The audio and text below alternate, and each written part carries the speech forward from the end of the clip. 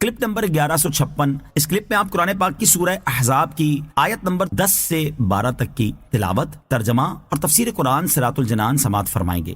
بسم اللہ الرحمن الرحیم۔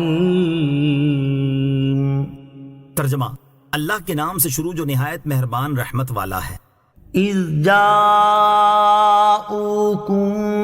من فوقکم ومن اسفل منکم وَإِذْ زَاغَتِ الْأَبْصَارُ وَبَلَغَتِ الْقُلُوبُ الْحَنَاجِرَ وَتَظُنُّونَ بِاللَّهِ الظُّنُونَا۔ ترجمہ، جب کافر تم پر تمہارے اوپر سے اور تمہارے نیچے سے آئے، اور جب آنکھیں ٹھٹک کر رہ گئیں اور دل گلوں کے پاس آ گئے، اور تم اللہ پر طرح طرح کے گمان کرنے لگے۔ اذ جاءوکم، جب کافر تم پر آئے۔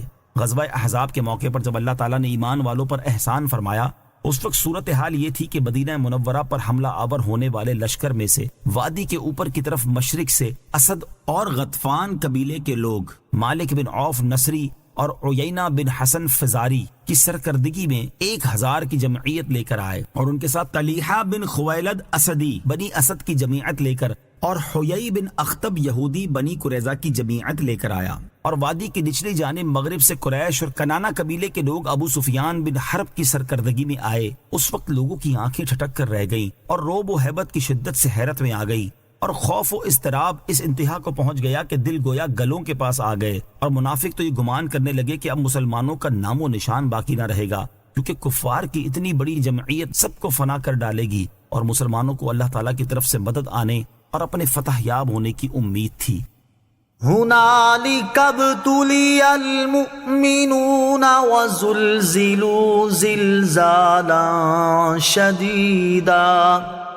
ترجمہ، وہیں مسلمانوں کو آزمایا گیا اور انہیں خوب سختی سے جھنجھوڑا گیا۔ ہنالک ابتلی المؤمنون، وہیں مسلمانوں کو آزمایا گیا، یعنی اسی دہشت ناک جگہ اور ہولناک حالات میں روب اور محاصرے کے ذریعے مسلمانوں کے صبر و اخلاص کو آزمایا گیا، اور اس جنگ میں ناداری، داخلی دشمنوں یعنی یہود مدینہ کا خطرہ، خارجی دشمنوں کی یلغار، اس کے علاوہ اپنی بے سر و سامانی وغیرہ سب مسائل جمع ہو گئے تھے، اور یہ ایسی چیزیں تھیں جن سے بہادر کے دل چھوٹ جاتے ہیں، مگر سچے غلامان مصطفیٰ صلی اللہ تعالی علیہ وسلم ایسی آفات میں بھی اللہ تعالیٰ کی دی ہوئی توفیق سے ثابت قدم رہے۔